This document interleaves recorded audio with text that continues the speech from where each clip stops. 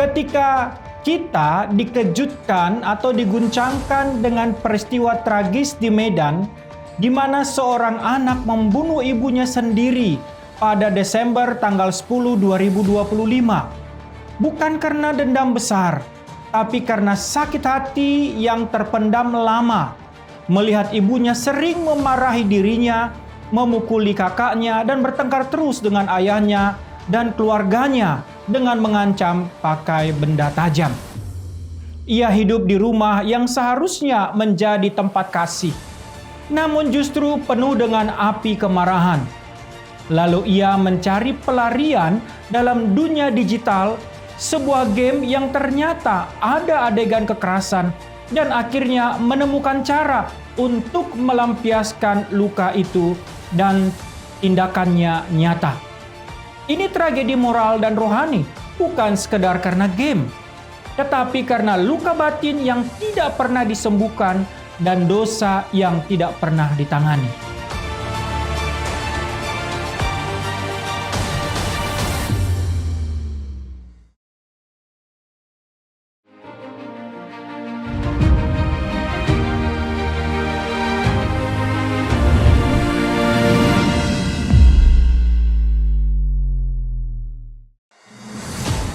Shalom, bertemu bersama saya Edward Purba dalam acara podcast kesayangan kita, Ikatan Kristen Nusantara. Saudara, Efesus 4 ayat 26-27 tertulis, "Apabila kamu menjadi marah, janganlah kamu berbuat dosa. Janganlah matahari terbenam sebelum padam amarahmu, dan janganlah beri kesempatan kepada iblis." Alkitab tidak menutup mata terhadap realitas luka hati manusia. Kejadian 4 ayat 5-8. Kain menjadi marah karena merasa tidak diterima. Dari luka hati lahir pembunuhan terhadap saudaranya Habel. Dosa sering sekali lahir bukan dari kebencian langsung, tapi dari rasa tersakiti dan iri yang dibiarkan tumbuh. Dalam Yakobus 1 ayat 14-15, tiap-tiap orang dicobai oleh keinginannya sendiri.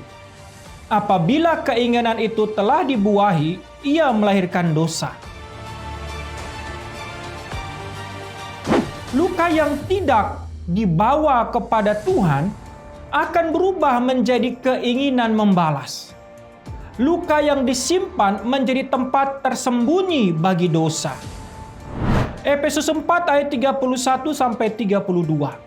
Segala kepahitan, kegeraman, kemarahan, pertikaian, dan fitnah hendaklah dibuang dari antara kamu. Tuhan tahu jika luka dan amarah tidak dipulihkan, itu akan menguasai dan menghancurkan kita.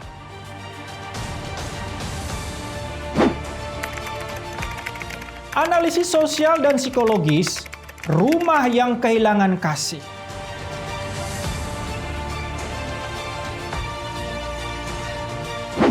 Kita hidup di zaman ketika banyak keluarga kehilangan kehangatan kasih. Anak-anak dibesarkan bukan dalam pelukan, tetapi dalam bentakan. Komunikasi digantikan oleh kekerasan dan diam. Game dan media sosial menjadi pelarian, bukan hiburan. Karena di Medan menunjukkan apa yang terjadi ketika keluarga gagal menjadi tempat pengasuhan kasih karunia. Anak yang haus cinta ketika disakiti oleh figur yang seharusnya melindungi akan mencari makna dan kuasa di tempat lain, bahkan pada dunia digital yang brutal. Namun di balik itu, kita harus berani melihat satu kebenaran teologis. Dosa tidak hanya melukai korban, dosa juga melahirkan korban baru. Ibu yang keras mungkin juga adalah korban luka generasi sebelumnya, membawa trauma, kemarahan, dan kepahitan yang diwariskan tanpa dasar.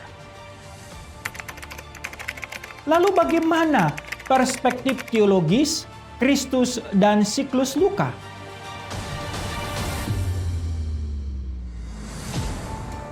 Tuhan Yesus memahami luka batin manusia. Ia disakiti, difitnah, dikhianati, bahkan dibunuh oleh orang yang ia kasihi, namun ia memilih mengampuni, bukan membalas. Ya Bapa, ampunilah mereka, sebab mereka tidak tahu apa yang mereka perbuat. Lukas 23 ayat 34 tercatat demikian. Di salib, Kristus memutuskan rantai kekerasan dan luka. Ia menunjukkan bahwa pengampunan adalah kuasa rohani yang membebaskan, bukan kelemahan. Bagi anak itu, andai saja ia mengenal kasih dan pengampunan Kristus, mungkin amarahnya bisa dilepaskan, bukan dilampiaskan. Bagi kita, keluarga-keluarga Kristen, kemungkinan kejadian yang sama bisa terjadi. Mungkin orang tua lebih banyak memarahi anak-anaknya. Dan saya mau katakan, bagi keluarga yang terluka seperti kejadian ini, hanya kasih Tuhan Yesus yang mampu menyembuhkan luka yang diwariskan antar generasi. Lalu bagaimana refleksi etis dan pastoral?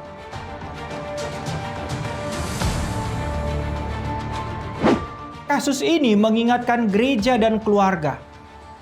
Pertama, marah adalah manusiawi, tetapi membiarkan amarah tumbuh adalah dosa. Efesus 4 ayat 26 menegaskan, jangan beri kesempatan kepada iblis. Luka yang dibiarkan menjadi pintu bagi kejahatan. Kedua, keluarga harus menjadi tempat kasih, bukan ladang luka. Orang tua dipanggil untuk mendidik dalam kasih, bukan kekerasan. Anak-anak perlu didengar, bukan hanya diperintah. Ketiga, gereja harus hadir bagi keluarga yang rusak. Gereja tidak boleh menutup mata terhadap konflik rumah tangga, kekerasan domestik, dan luka batin jemaat. Pendampingan pastoral dan pelayanan pemulihan batin harus menjadi bagian integral dari pelayanan gereja. Lalu bagaimana dengan panggilan rohani, yaitu dari amarah menuju pengampunan?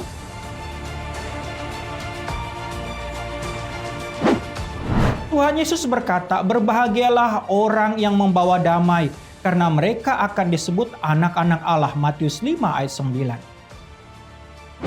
Anak itu kehilangan damai dalam keluarganya. Dunia digital menawarkan pelarian, tetapi bukan penyembuhan. Hanya Kristus yang bisa mengubah rasa sakit menjadi kasih, amarah menjadi pengampunan, dan luka menjadi kesaksian. Kita harus menjadi atau mengajari keturunan kita seperti itu.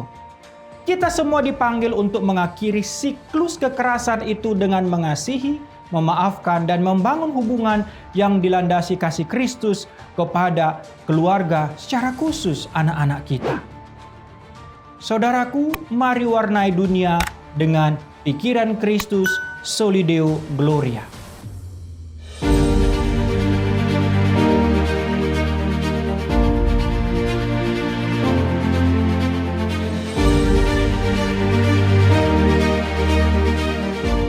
Ikatan Kristen Nusantara adalah komunitas lintas denominasi yang rindu melahirkan generasi Kristen yang maju dan terdepan.